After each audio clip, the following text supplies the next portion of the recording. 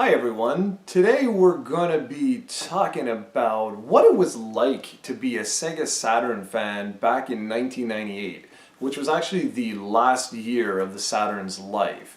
Now for a lot of you guys, 1998 was a year where you experienced such modern day classics such as Metal Gear Solid or The Legend of Zelda Ocarina of Time, amongst many others.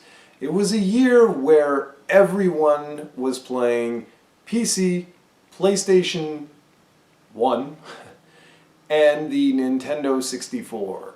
The Sega Saturn by this point in time was a long forgotten relic. Most people did not even realize it was a contender by 1998, except for the hardcore Sega fans. So we're just going to be talking about some of my memories associated with some of these games, okay? I'm not going to necessarily be showing gameplay footage of these because I've already covered these in depth in previous reviews, some of them I haven't had a chance to get to yet. And for some of the other ones, what I'm thinking of doing is potentially doing maybe like a series of videos on say, I don't know, like a particular series.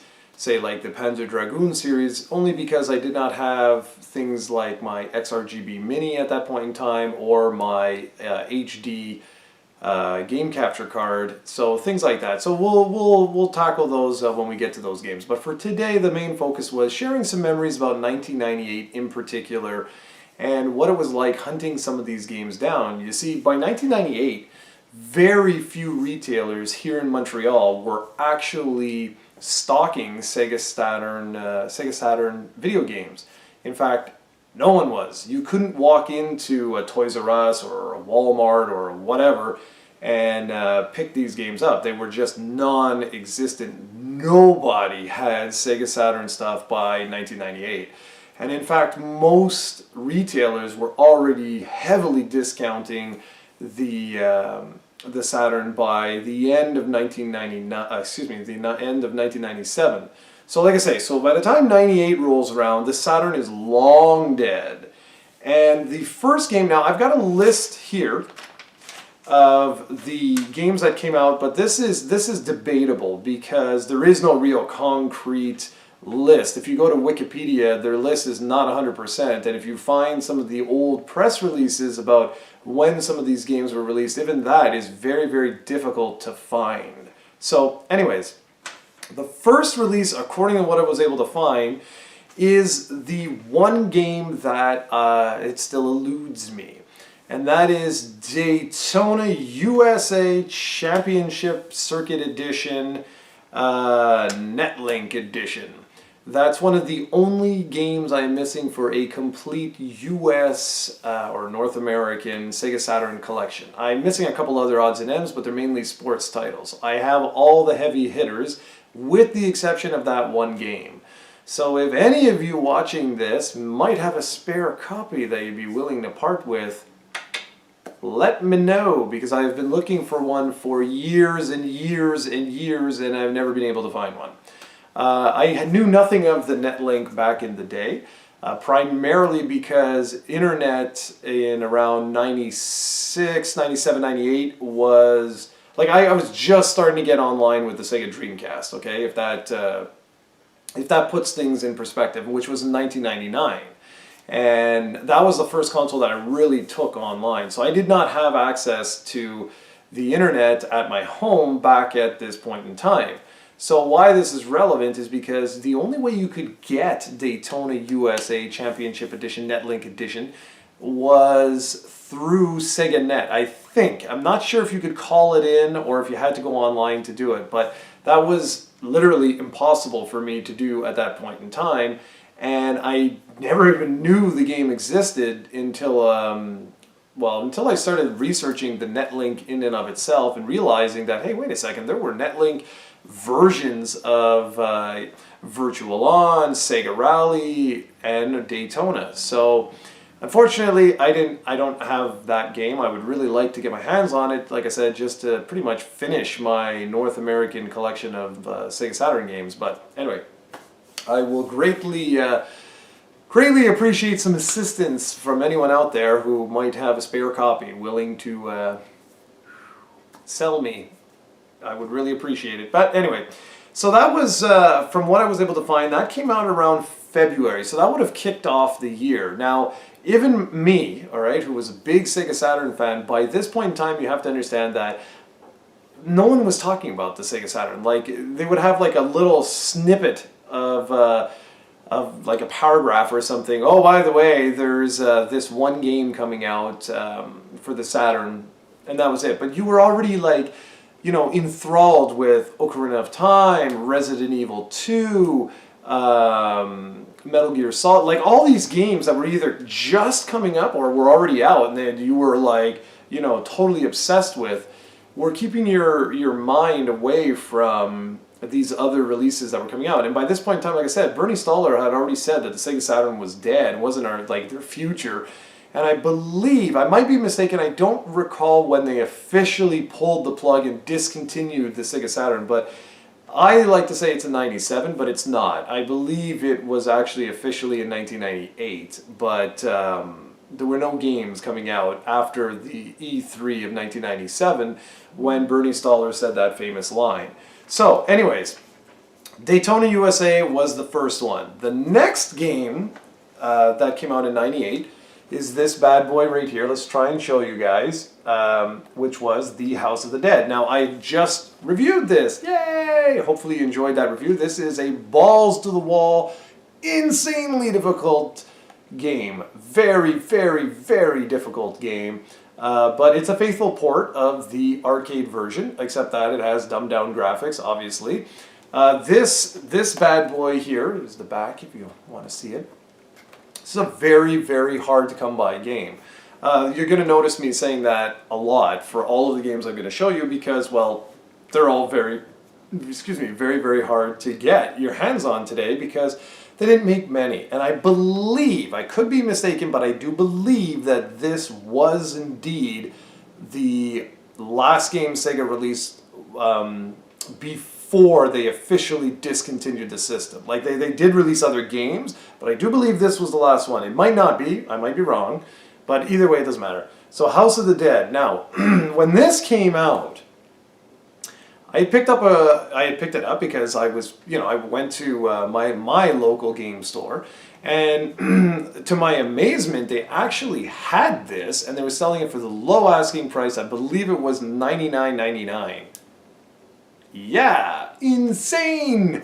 And this one was released around March of 1998, and I paid $100 for this damn thing, and today it goes for more or less the same thing. It's about 100 to 120 US dollars for a complete in-box copy like this.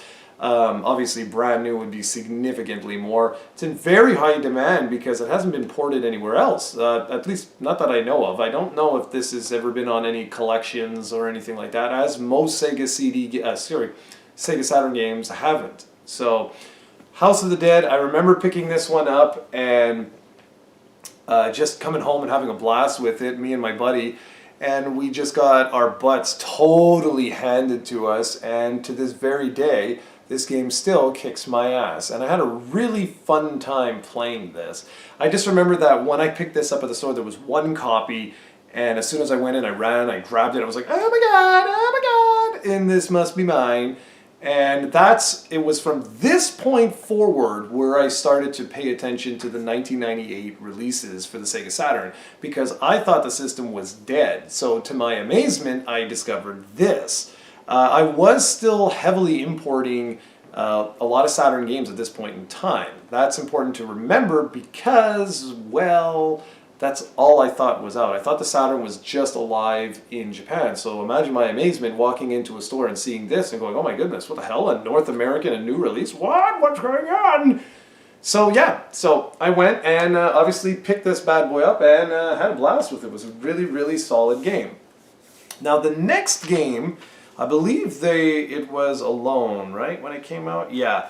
It was released in April of 1998, and it's considered one of the greatest RPGs of its generation, and it is Panzer Dragoon Saga.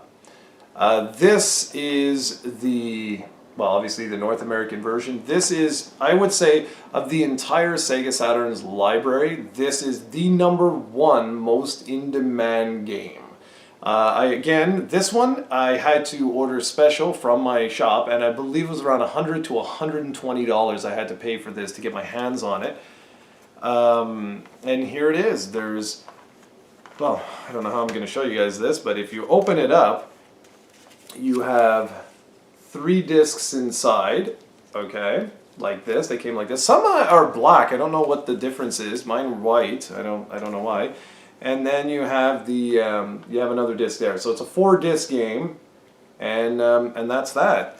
By this point in time, Sega was no longer including the little foam inserts, and obviously, so here's what it looked like.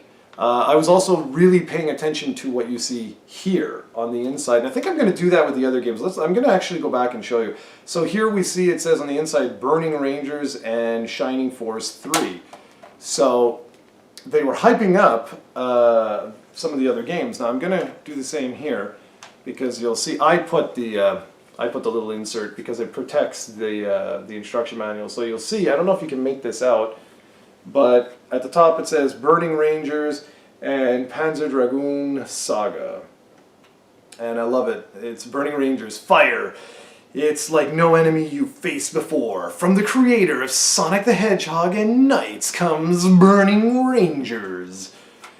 And anyways, yeah, so let's put this one back and talk a little bit about Panzer Dragoon Saga. This is the one that I was referring to earlier. What I'm going to do is, I think I'm going to have like a Panzer Dragoon special, maybe like a half-hour video or something, where I touch base on all 3 parts and go in a little bit of details into some of my memories, or just how they hold up today. I have reviewed each one of these games one after the other a while ago, before I had all my modern day technology. So this is what I'm saying. I think I'm gonna go back, or revisit rather, this game and the other 2 from the series, just because I know a lot of you guys would love to see this in, like, you know, HD RGB mode. Would look absolutely stunning. So about the game itself, where like my memories and stuff, I remember seeing that advertisement in House of the Dead and going, hey, wait a minute. So I tried to pre-order these games right away. Like I said, no one was holding any of these games in stock.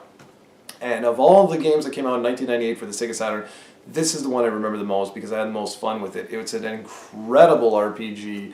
I have no idea if you would say this is worth like the $500 asking price. But for me, I mean, I didn't pay that, right? But I paid around, like I said, I think I paid around $120 for this, and it was worth it. I had an absolute blast with this, and this kept me busy all the way until The Legend of Zelda: Ocarina of Time came out and Metal Gear Solid. So it's funny, in 1998, the 3 games that I remember the most are the 2 I already mentioned, and this bad boy right here.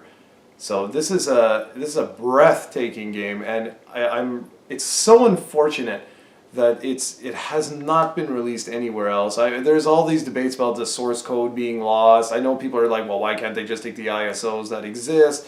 And I don't know. I am not a programmer. I don't know any of this stuff. I just know that this has not been ported anywhere else.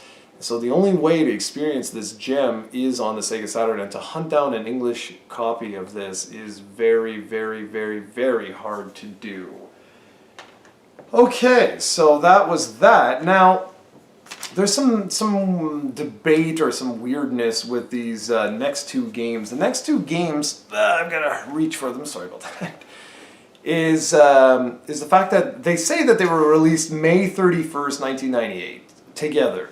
If that is indeed what happened, I have no idea. I don't ever remember walking into any of the game shops or stores or whatever and pre-ordering 2 games simultaneously, not pre-ordering, but picking up 2 games like this on the Saturn simultaneously in 1998. I do not remember that. So if that indeed happened, I did not get them at launch. That's it. So I'm just going to go through it. So, Burning Rangers. This is another one that I've reviewed in the past. What I think I'm going to do with this one is basically maybe do like a Yuji Naka look at Nights into Dreams and Burning Rangers, just so that you could see the high definition version of the game. This was a very unique game. It's very hard to play though, I find today. When I tried to revisit this, it was very, very difficult. Excuse me. I had a cough hiccup there. That was interesting. Yeah, I found it very hard to play without a second analog stick because the camera, trying to get the camera control just right is very, very challenging. With this one, I remember the challenge of hunting it down. This one I paid, yeah, around $100 again. And I was getting ripped off, I know that, but it's because I couldn't get them anywhere. No one was carrying these games, so I wanted to experience some more Sega Saturn games. And I was very impressed with the graphics at the time. Today, you know, they haven't aged that great, but this is still a fun game to play. You just got to get your mind around the controls. You know, once you wrap yourself around the controls and you get used to them, it is a fun game and it does hold up okay. I wouldn't say it's amazing. I know a lot of people love this game, and I enjoy it. It's just I don't think it's the best game on the Saturn. And the other thing is that this is another very, very hard game to find. It's another game that's well over $100 today, and it's fun, man. It's a fun game made by Sonic Team. So I think I'm going to do that too. I think I'll cover those two games in some sort of retrospective type of thing. But anyways, according to what I found, that game... Oh, I said I was going to show you guys the inside. So let's go like this. I don't want to drop my little doodad. Well, I don't know if any of you want to see the discs or stuff like that. I've never really done videos like this, so I don't know if this is something you would ever want to see, is box arts and stuff. But anyway, on the inside it says Shining Force 3 and Panzer Dragoon Saga. So I find that kind of funny because Panzer Dragoon Saga had already been out at that point in time, so I was like, okay, whatever. Anyway, so there was this guy, and then this bad boy here, which is Shining Force 3. Did I show you guys the back of the box for... yeah, I did, for Burning Rangers, yeah. And on the inside, I'll remove the little insert, and you'll see it just looped. Oops, oops, oops, oops, oops. Gotta be careful with some of these. They're getting old and they're getting loose. The hinges. There you go. So on the inside there, it's showing Panzer Dragoon Saga, and it's showing Burning Rangers. And I find that interesting because I thought that was it. This is where my story gets interesting. I thought this was the very last game they ever released. But thankfully, being a fan of working designs, I would know differently. So Shining Force 3, again, this is another one I've covered previously. I will be going back to this. I should really change this because it's got some cracks and stuff. It got a little bit damaged in transport. Thankfully not the game or the insert, but the box has got a little crack there, and there's one up here, but whatever. But anyways, this is a phenomenal strategy RPG, tactical RPG, whatever you want to call it. If you like Fire Emblem, you'll absolutely love this. This is a phenomenal series. Not quite as fast as the first two Shining Force games, but this is a great game, and it's so unfortunate that we never got the second and third scenarios. There is a fan translation out there which I'm going to cover. I have a Sega Saturn that's been modded, so I will be able to cover these in time, but I'm in no rush. I've got lots and lots and lots to cover, and my real goal with Saturday is to basically talk all about the North American games and potentially cover every one that was released. With the exception of the sports games, I don't feel like tackling that, and maybe some of the oddball games, we'll see. But anyways, so I thought this was the last Sega Saturn game that was released, and apparently it was in May 31st, both Burning Rangers and Shining Force 3 came out. Both of those, like I said before, very expensive games today, very hard to find games. So my story pretty much ends there, sort of. You see, being a fan of working designs, their last game, which I don't remember right now, I'm going to do a whole thing on working designs coming up very soon, actually. But anyways, it had mentioned that Magic Knight Rayearth was coming out. And I remember that it was God, I don't remember the magazine, but it was mentioned in a magazine that they were going to be releasing Magic Knight Rayearth, Magic Knight Rayearth, Magic Knight Rayearth, and it went on and on and on and on and on and on and on, and there was no Magic Knight Rayearth. So I can't recall when it came out, okay? It says, according to Wikipedia, it was like November 30th, 1998. I don't know. All I know is I got this game after I had already experienced, well, all of those, obviously, but I had already experienced Ocarina of Time, and I had already experienced Metal Gear Solid. So that should be around that time, because I think Ocarina of Time was in November, and I think Metal Gear Solid was in October. I could be completely wrong here, but I know it was towards the end of the year for both those games. And so, anyways, eventually, it was released. And this is Magic Knight Rayearth. This is the very last game ever released for the North American SEGA Saturn.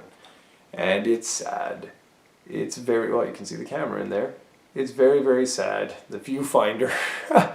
Anyway, this breaks my heart because the system had it never really had a chance in North America to really shine. And I know we've debated countless times. I can't tell you how many conversations I've had with people here on YouTube about what caused the death of the Saturn, how it could have been saved, and we argue back and forth. But the truth is, it was sad. If you were a fan of SEGA Saturn, I didn't even know this was, like I said, was supposed to come out until I started to go back and read some of my older game manuals, and then I discovered that, hey, you know what? Yeah, there is supposed to be this game coming out. So I'm just going to quickly show you inside again. There was no insert. This is the one I got. There were 3 different discs, one's for each of the female characters here. And the last thing I just wanted to say about this, just very, very, very quickly, is on the inside, I'm a nut, by the way. I keep all the extras that come with this. Sorry about that, guys. I had to cut the video because the battery sort of crapped out on me. So what I was just going to say was that the last paragraph in the manual for Magic Knight Rayearth says, chances are this is the last SEGA Saturn game to be released in the United States. We'd like to take this opportunity to thank you for your long and continued support. We'll keep doing great RPGs as long as you keep buying them. Remember, we're nothing without you. And what an interesting way to end off both 1998 and the SEGA Saturn's life. I think it's almost like a fitting tribute to all of the fans that this game was even released, and it's sad because of the inner politics and things like that. These guys would leave. Working Designs would actually leave Sega and go over to PlayStation, where they would become more successful.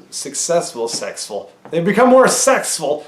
They would become more successful than they ever were, all the way going back to the TurboGrafx-16 time. And it's sad. They would release PlayStation 1 games, PlayStation 2 games, and then they would eventually go bankrupt, I guess, and they would be gone. But for me, my best memories with Working Designs were on the Sega CD and on the Sega Saturn, and I will be covering all the games that they ever released on both platforms in the coming months. But for right now, to wrap up this feature, because this video went way longer than I thought it was going to, this can be an extremely expensive game because it's a lot of things. It was the last Working Designs game ever released on a Sega platform. It was the last North American release for the Sega Saturn, and well, it was the end of an era. And I really miss both Working Designs, and I really missed the Sega Saturn. This was a truly underrated system. That's the best way I can say it. It really, really was. It's like I said, it was supposed to have been released in November 30th, 1998. Whether or not that's true, I have no idea. All I know is that this one I actually got relatively cheap. If I recall correctly, I think I paid $60 or $80 for this one when it was new. I don't know, maybe I spent more, I don't know. But I believe that this one was cheaper, and it was so sad. Today this is quite expensive to find. And so that was it. I mean, I went off, I experienced all these amazing games in 1998, and for the Sega Saturn, here we go. I don't want them to fall, but in essence, in one hand, you can hold up every game released on the Sega Saturn in 1998, with the exception of Daytona, which I don't have. So another, if any of you guys have a copy of that you're willing to part with, hook a brother up, man. I would greatly appreciate it. And not only do I give you props on the video, but I can review the game. How cool would that be? So that's pretty much it, guys. I just wanted to talk a little bit about the last Sega Saturn games released, which was in 1998. I've been spending the last couple of weeks hunting down most of my Sega Saturn collection. I don't have it all here, but I have a lot of the heavy hitters. So I'm going to be tackling just a wide assortment of reviews over the coming weeks, months, and based on my calculations, potentially years, because there are around 250 releases on the Sega Saturn. So let's say 180 of those I could potentially cover. Well, I could potentially cover over 200, but the thing is, like I said before, I don't really want to cover like sports games and stuff like that. It's gonna be boring as sin for everybody involved. If there's around 180 games, 185 that I cover, I mean, I could just potentially just go and cover them all. But if I'm doing one a week, there's 52 weeks in a year, do the math. This is a project that could potentially take years to come to fruition, to finish it. And so we'll see what happens. I'm just going to keep doing videos where I do reviews and I do videos like this so we can get some good conversations going about some memories. So what about you guys?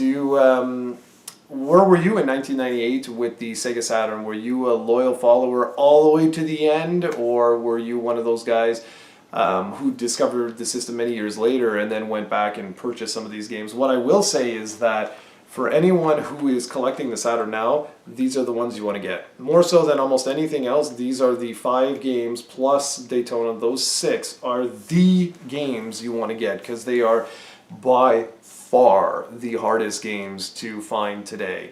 Now there are some other anomalies, and we're going to talk about those later on. I'm going to do another video like this saying about maybe some like the weird games that are very expensive today that I guess they're just expensive because there wasn't many copies made, and the PlayStation 1 versions are just so much more popular than the Saturn versions. Things like Mega Man 8, Mega Man X4, Ultimate Mortal Kombat 3. These are games that go way over $100 these days, they fetch. And for no particular reason. There's nothing usually that makes the Saturn version any different than the PlayStation 1 version, other than the fact that, well, they didn't make many of them and they didn't sell that great on the Saturn. So anyways, that's a video for another time. For today, I hope you enjoyed this week's episode of our Saturday feature. It was a nice long episode for you. And let me know what you guys think of the Sega Saturn in 1998. Let me know if anyone has a copy of Daytona USA Net Link edition. I'm not going to say the rest. It's ridiculous. And as always, thank you so much, and I'll see you all in the next video.